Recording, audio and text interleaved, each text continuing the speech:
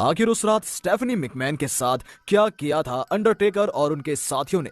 दोस्तों, एक समय था जब WWE में अंडरटेकर दहशत और खौफ का दूसरा नाम हुआ करता था। अंडरटेकर अपने माइंड गेम से अपने विरोधियों को खूब डराते थे।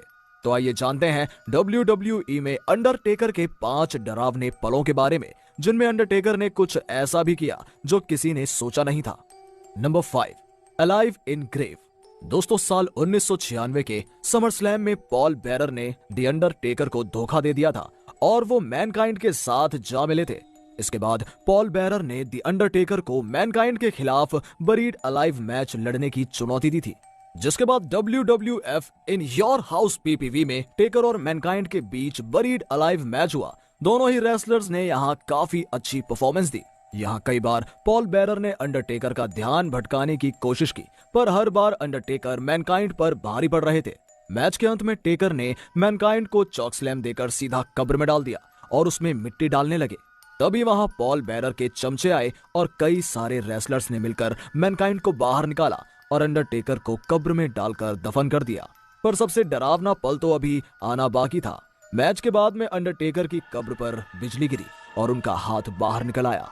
यहाँ अंडरटेकर ने यह बता दिया था कि कोई भी उन्हें मार नहीं सकता, वो अभी भी जिंदा है, इसलिए उन्हें डेड मैन यानी कि मौत का सौदागर कहा जाता है। Number 4, the dead has risen. दोस्तों, साल 1994 के रॉयल रंबल में अंडरटेकर ने योकोजुना के खिलाफ कॉस्केट मैच लड़ा था, जिसमें टेकर ने योकोजुना को मार मार कर उनकी हवा निकाल दी थी। पर जब अंडरटेकर ने उन्हें कॉस्केट में डाला और जैसे ही वो कॉस्केट बंद करने गए, तभी एक रेसलर ने पीछे से टेकर पर वार कर दिया। देखते ही देखते एक रेसलर से बढ़ते बढ़ते 9 रेसलर्स अंडरटेकर को रोकने के लिए आ गए, लेकिन ये सब मिलकर भी मौत के सौदागर को रोक नहीं पा रहे थे। 8 मिनट तक चली इस जंग में जैसे तैसे करके योकोजुना और उनके साथियों ने मिलकर डेडमैन को कॉस्केट में कैद कर ही दिया। पर फिर जो हुआ उसे देखकर योकोजुना खड़े खड़े मूतने लगे। दरअसल जब ये रेसलर्स उस कॉस्केट को ले जा रहे थे, तभी उसमें से धुआं निकला और चारों तरफ अंधेरा छा गया। इस डर के माहौल में कॉस्केट के अंदर का नजारा दिखाया गया, जिसमें अंडरटेकर अचानक से जिंदा हो गए। फिर 2 मिनट का प्रोमो कट करने के बाद ये कहकर कि मैं मरूंगा नहीं, अंडरटेकर की आंखें बंद हो गईं और धमाका हुआ, जिसके बाद दिखाया गया कि अंडरटेकर की आत्मा कॉस्केट में से निकलकर बाहर आ गई है। Number 3, extreme revenge into hello. दोस्तों, साल 2008 के समर स्लैम में अंडरटेकर और एज के बीच हेल इन अ सेल मैच हुआ था। ये एक बहुत तगड़ा मैच था, जिसमें एज ने अंडरटेकर को कांटे की टक्कर दी थी, पर एंड में जीत डेडमैन की हुई। लेकिन एज ने इस मैच में अंडरटेकर को जितना दर्द दिया, उसका हिसाब शायद उन्हें बराबर करना था। इसलिए अंडरटेकर मैच के बाद एंट्रांस स्टेज पर से फिर रिंग में पलट कर आए और इस बार एज को लैडर पर से नीचे चॉक स्लैम मारा, जिस वजह से रिंग में छेद हो गया। लेकिन सबसे डरावना पल अभी आना बाकी था। कुछ सेकंड्स के बाद उस छेद में से आग की बहुत ऊंची और भयानक लपटें निकली, जो कि सेल की छत को लगभग छूने ही वाली थी। शायद यहाँ WWE ये दिखाना चाहती थी कि अंडरटेकर ने एज को नर्क में फेंक दिया है। Number 2, super natural powers. 8 मार्च 2004 के रॉ में केन आते हैं और अंडरटेकर को कहते हैं, डेडमैन मैं तुमसे नहीं डरता हूँ। तभी अंडरटेकर का थीम सॉन्ग बजता है और जिस रिंग में केन खड़े थे वो ऊपर उठने लगती है। रिंग का अचानक हर तरफ से ऊपर उठना और हिलना काफी ज्यादा डरावना था, जिसे देखकर केन की फटकर 4 हो गई थी। फिर अंडरटेकर का जवाब आता है, इस संडे को फिर से सब कुछ शुरू होगा रेसलमेनिया 20 में। ऐसा इसलिए क्योंकि उस वक्त अंडरटेकर का रेसलमेनिया में रिटर्न होने वाला था, जहां उनका केन के खिलाफ मैच था।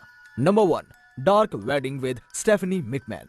दोस्तों, एटीट्यूड एरा के समय 26 अप्रैल 1999 के रॉ में अंडरटेकर का एक खौफनाक चेहरा देखने को मिला। इस समय अंडरटेकर की टीम हुआ करती थी, जिसे मिनिस्ट्री ऑफ डार्कनेस कहा जाता था। दरअसल इसी दौरान अंडरटेकर और उनके साथियों ने WWE के मालिक विंस मैकमैन की बेटी स्टेफनी मैकमैन को किडनैप कर लिया था, जिसके बाद रॉ में मिनिस्ट्री ऑफ डार्कनेस के मेंबर्स अंडरटेकर के इस निशान के ऊपर स्टेफनी मैकमैन को बांधकर रिंग में ले आते हैं।